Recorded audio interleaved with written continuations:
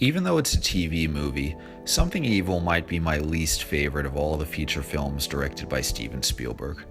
I first watched it many years ago when it was leaked onto YouTube, and recently, a second viewing did little to change my mind. One problem is that it's not very scary. There's a couple moments that stand out, like the jar full of red goo which screams like a baby, and that photograph of the evil eyes in the window, but overall, the whole thing just feels so ordinary. Imagine if Rosemary's Baby had been toned down for a family-friendly TV audience, and this is pretty much what you'd get. The cast does alright. Darren McGavin is here, just a decade away from his role of a lifetime in A Christmas Story.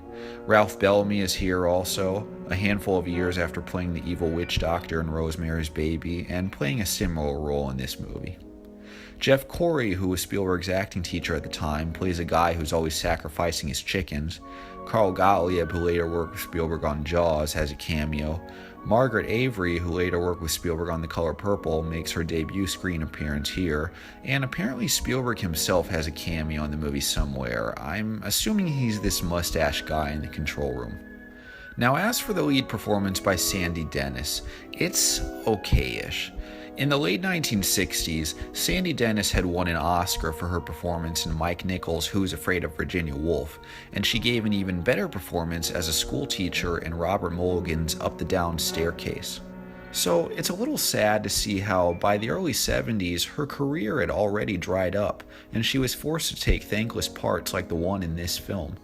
That's not to say her performance doesn't have its moments. The scenes where she appears to be possessed and is abusing her son, played by Johnny Whitaker, are harrowing and hard to watch.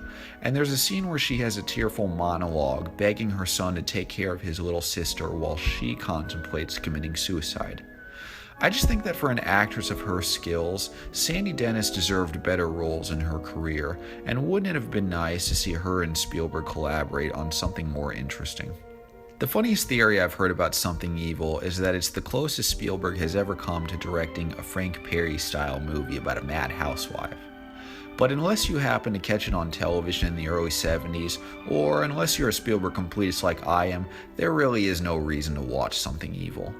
It is one of his lesser works, and it's especially disappointing as a follow-up to Duel. But not to worry, because a decade later, Spielberg would return to the horror genre with Poltergeist. And this time, he'd get it right.